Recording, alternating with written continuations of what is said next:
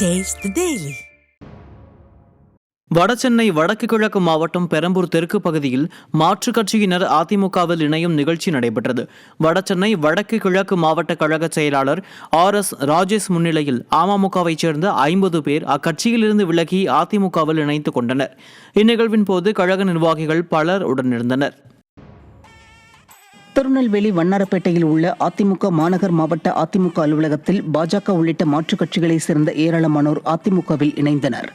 அதிமுக மாநகர் மாவட்ட விவசாய அணி துணை செயலாளர் கருங்குளம் தங்கப்பாண்டி ஏற்பாட்டில் மாநகர் மாவட்ட செயலாளர் தச்சை கணேசராஜா முன்னிலையில் மாற்றுக் கட்சியினர் அதிமுகவில் இணையும் நிகழ்ச்சி நடைபெற்றது.